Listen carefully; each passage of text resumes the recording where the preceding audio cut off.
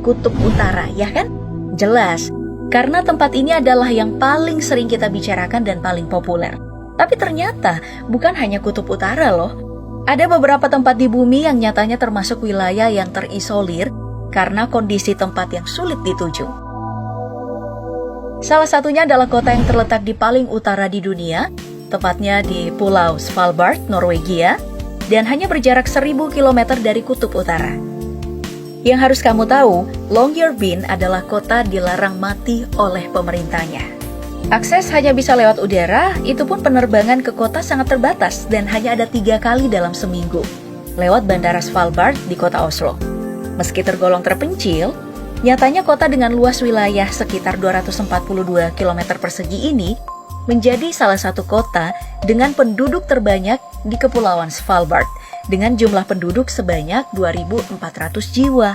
Tapi yang jadi pertanyaan, mengapa kota ini melarang warganya mati? Alasannya sih sederhana, karena cuaca tanah yang berada pada titik beku 0 derajat Celcius membuat mayat tidak akan pernah membusuk dan dapat menimbulkan penyakit bagi warga yang masih hidup. Tidak ada matahari antara November hingga Maret, dan tidak ada malam selama April hingga Agustus. Lalu, hal lain yang akan membuatmu terisolasi di tempat ini adalah beruang kutub. Jumlahnya kurang lebih 3.000 ekor yang bahkan melebihi penduduk dari Longyearbyen. Jika mesti keluar, warganya diwajibkan membawa senapan untuk berjaga-jaga. Wah, ini penuh dengan kewas-wasan ya. Baik, mari kita beranjak karena aku pengen nunjukin satu tempat yang mungkin akan membuat kamu terheran-heran. Jika dilihat dari Google Maps, hanya terlihat hamparan samudra luas. Tapi jika di zoom lebih dekat nih, ternyata ada juga loh yang hidup di tengah samudra, terisolasi dari kehidupan manapun. Kepulauan Pitcairn namanya. Letaknya itu di Samudra Pasifik di antara benua Australia dan Amerika Latin. Kepulauan Pitcairn terdiri dari 4 pulau. Namun, semua orang bermukim di Pulau Pitcairn yang total luasnya 47 hektar hanya dihuni 50 orang saja. Kehidupan sungguh benar-benar jauh dari mana-mana. Bayangkan, negara yang paling dekat aja yakni Tahiti, jaraknya itu 2.353 km. Nggak ada bandara pula.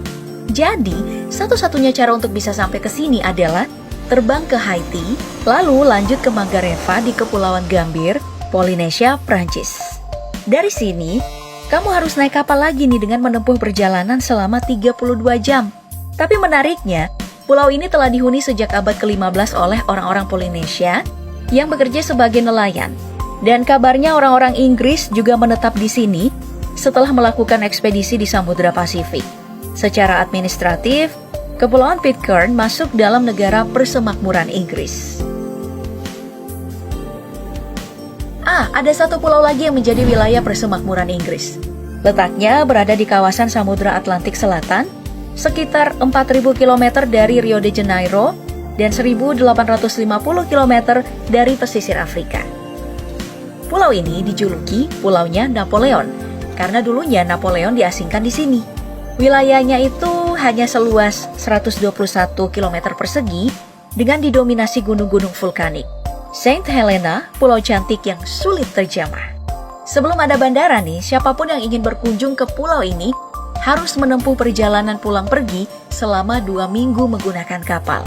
Oke, bandara emang ada, tapi kondisi angin kencang membuat banyak orang-orang yang bawa pesawat itu berpikir untuk mendarat. Penerbangan hanya ada seminggu sekali, itu pun kalau cuacanya bersahabat. Bandara Saint Helena bahkan disebut sebagai bandara paling tidak berguna di dunia. Harga tiketnya juga sangat mahal kabarnya. Dulu tempat ini lebih terisolasi lagi dari sekarang. Kapal biasanya hanya datang sebulan sekali untuk membawa keperluan penduduk. Dan itu pun ya terbatas.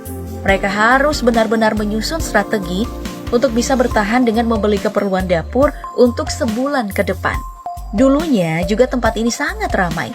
Namun, 2 keluarga meninggalkan pulau setiap kapal datang karena yaitu nggak mampu bertahan hidup. Dan kini, hanya tersisa sekitar 4.500 penduduk. Masih ada lagi yang terpencil dari Saint Helena ini? Masih ada sayang. Pulau ini disebut berdekatan dengan Saint Helena, yang artinya masih berada di tengah-tengah Atlantik antara Afrika Selatan dan Amerika Selatan. Tristan da Cunha, pulau yang terhalang gunung dan dihadang oleh laut. Inilah pulau yang paling terisolasi di dunia. Luasnya itu sedikit lebih besar dari Saint Helena, yakni 200 km persegi. Namun, penduduknya hanya dihuni 267 orang saja. Tidak ada bandara seperti di Saint Helena. Cara untuk menempuh Pulau Tristan da Cunha yaitu kamu harus pergi ke Cape Town, Afrika Selatan. Setelah itu naik kapal penumpang. Hanya ada satu kapal penumpang yang bernama RMS Saint Helena. Itu pun ya, hanya setahun sekali berlayar dan gak sampai ke Tristan da Cunha. Dan kalau kamu gak mau nunggu lama, kamu bisa numpang perahu layar untuk menyeberangi Samudra Atlantik Selatan selama 18 hari. Dengan apa? Dengan gelombang laut yang paling ganas. Saat mendekat ke pulau, berdoalah agar anginnya reda dalam waktu yang cukup lama, sehingga kamu bisa berlabuh dan turun dari kapal. Terus ya, jangan pernah punya ekspektasi tinggi dengan pulau ini. Gak ada hotel mewah atau restoran mahal di sana. Kamu juga harus terbiasa dengan listrik yang terbatas, dan kabarnya, sinyal internet di pulau ini sangat-sangat buruk. Ya namanya juga terpencil ya. Sama seperti kebanyakan tempat terpencil lainnya, kota ini juga sulit untuk diakses. Kota ini berada di Siberia Timur, Rusia, dan dijuluki sebagai kota terpencil dan terdingin di dunia, mengalahkan Antartika. Oymyakon adalah kota dengan suhu rata-rata mencapai minus 50 derajat Celcius. Bahkan, suhu di sini pernah menyentuh minus 71 derajat Celcius. Dan ketika musim dingin, penduduknya akan hidup dalam kegelapan selama 21 jam setiap harinya. Namun anehnya, kota ini masih dihuni oleh 500 manusia. Gak ada bercocok tanam karena kondisi tanah yang beku dan hanya bisa makan daging lah. Untuk sampai di tempat ini, kamu harus terbang ke kota terdekat yakni Yakutsk. Dan setelah itu harus menempuh perjalanan selama 2 hari dengan menggunakan mobil. Dan jangan lupa, kalau ini adalah kota paling dingin di dunia. Jadi kenakan jaket yang paling tebal, karena suhu di sini bahkan bisa membuat bulu matamu membeku.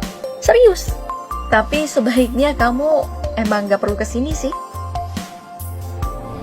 Dan pembahasan terakhir kita adalah sebuah negara kecil yang bahkan gak punya pemerintah dan hanya mengandalkan subsidi dari Selandia Baru. Letaknya berada di antara Hawaii dan Selandia Baru.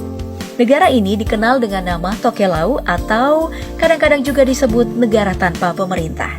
Total wilayahnya hanya sebesar 10 km persegi saja, yang terdiri dari kawasan koral dengan jumlah penduduk hanya sekitar 1.400 jiwa. Untuk bisa sampai ke sini, hanya ada akses menggunakan kapal dari Samoa dan memakan waktu 1 hari.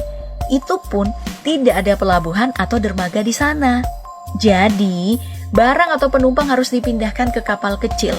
Saking terisolasinya, saat pandemi COVID-19 melanda dunia, Tokelau adalah salah satu negara dengan 0 kasus yang dilaporkan.